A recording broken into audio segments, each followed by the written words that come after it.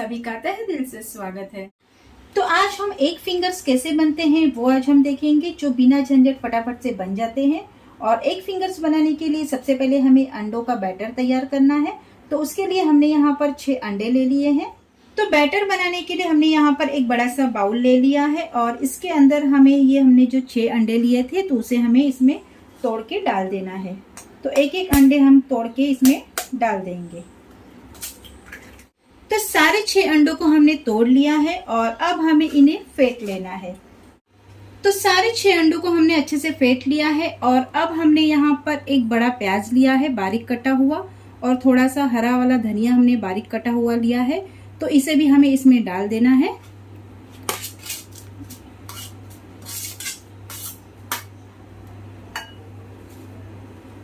इसके बाद हमने यहाँ पर एक बड़ा चम्मच चिली फ्लेक्स लिया है, थोड़ा सा तीखापन लाने के लिए एग फिंगर्स में। अगर आपके पास ये नहीं है तो आप चिली पाउडर भी इसमें इस्तेमाल कर सकते हैं। तो इसे भी हम इसमें डाल देते हैं। और सबसे आखिर में हमने यहाँ पर नमक ले लिया है, तो नमक हमें स्वादानुसार इसमें डाल देना है। और सारे इंग्रेडिएंट्स को हमें अच्छे से मिक्स कर लेना है।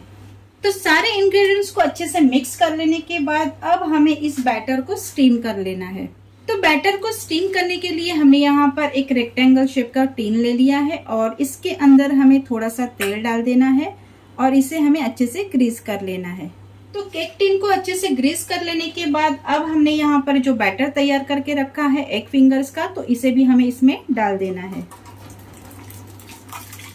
और अब हमें इस केक टिन को गैस के ऊपर एक बर्तन में स्टीम होने के लिए रख देना है। तो बैटर को स्टीम करने के लिए हमने गैस के ऊपर एक बड़ी सी कढ़ाई रख दी है और उसके अंदर हमने पानी उबाल दिया है और ये हमने एक रिंग रखी है अंदर की तरफ, और इसके अंदर हमने ये जो टिन तैयार किया है तो इसे हम इसके ऊपर रख देंगे और इसे कम से कम ढक के हमें 15 मिनट तक स्टीम होने देना है। और गैस की आंच को हमें तेज रखना है ताकि अंदर का ये जो बैटर है वो पूरी तरह से पक जाए। तो बैटर को स्टीम होते हुए अब 15 मिनट हो चुके हैं और गैस की आंच को हमें बंद कर देना है और ऊपर की लीड हम हटा देंगे। तो इसे हम नाइफ की सहायता से भी एक बार चेक कर लेते हैं।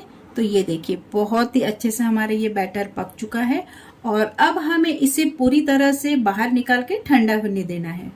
तो एग फिंगर्स का स्टीम किया हुआ बैटर अब पूरी तरह से ठंडा हो चुका है और इसकी साइड्स हमें छुड़ा लेनी है।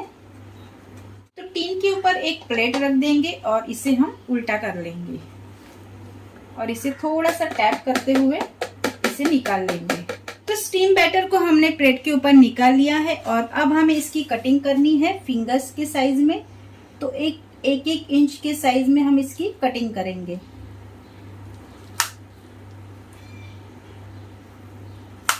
ये देखिए इसकी हमने कटिंग कर ली है फिंगर्स के साइज में और अब हमें इसकी कोटिंग कर लेनी है। एक फिंगर्स की कोटिंग करने के लिए हमने यहाँ पर एक बड़ा सा बाउल ले लिया है और इसमें हमें घोल बना लेना है। तो घोल बनाने के लिए यहाँ पर हमने मैदा लिया है। तो ये 2 टेबलस्पून हमें मैदा लेना है, यानी कि 2 बड़े चम्मच हम मैदा इसमें डाल देंगे।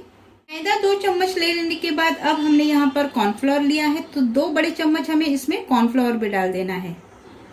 तो मैदा और कॉर्नफ्लोर डाल देने के बाद अब हमें यहाँ पर थोड़ा सा नमक ले लेना है और नमक हमें याद रखना है, पहले भी हमने बैटर में डाला हुआ था तो थोड़ा सा ही हम नमक इसमें डाल देंगे। और अब हमें इसे अच्छे से मिक्स कर लेना है।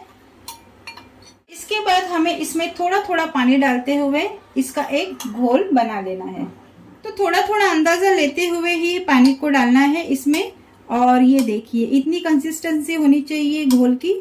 तो अब हमारा ये घोल तैयार है और अब हमें इसमें ये जो फिंगर्स हमने रेडी किए हैं तो इसे हमें इसमें डीप कर लेना है। तो एक एक पीस हम इसमें डालते जाएंगे और इसमें हमें इसे अच्छे से कोट कर लेना है। तो फिंगर्स की कोटिंग करने के लिए हमने यहाँ पर ब्रेड क्रम ले लिए हैं। तो ये हमने होममेड ब्रेड क्रम लिए हैं, आप चाहे तो इसे मार्केट से भी खरीद सकते हैं।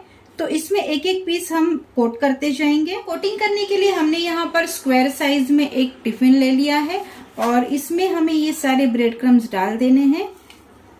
तो टिफिन में ब्रेड क्रम्स डाल देने के बाद फोक की सहायता से ही हमें ये एग फिंगर्स ले लेने हैं और इसमें हमें डाल देने हैं।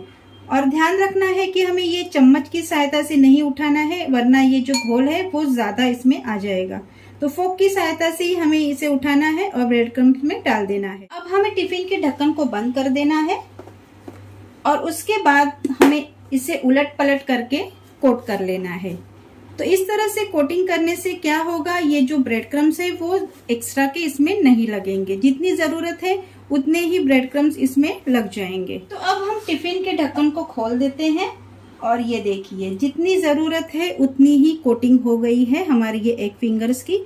तो इसी तरह हम सारे एग फिंगर्स कोट करके तैयार कर लेंगे। तो सारे एग फिंगर्स की हमने अच्छे से कोटिंग कर ली है और अब हमें इसे फ्राई कर लेना है। तो एग फिंगर्स को फ्राई करने के लिए हमने गैस के ऊपर एक कढ़ाई रख दी है और उसमें हमने जो तेल डाला है वो भी बहुत ही अच्छे से गर्म हो चुका है और एक एक फिंगर्स अब हम इसमें छोड़ते जाएंगे।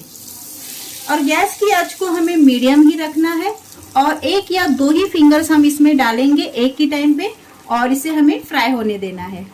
एक फिंगर्स को हमें गोल्डन ब्राउन होने तक अच्छे से फ्राई कर लेना है। तो एक फिंगर्स अब गोल्डन ब्राउन हो चुके हैं और अब हमें इसे एक टिश्यू पेपर के ऊपर निकाल लेना है।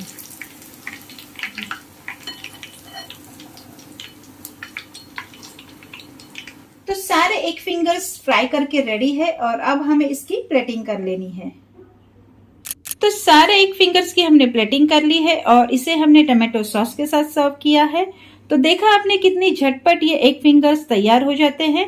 तो आप भी ये रेसिपी जरूर ट्राई करें और मुझे कमेंट में बताएं आपकी ये रेसिपी कैसी बनी।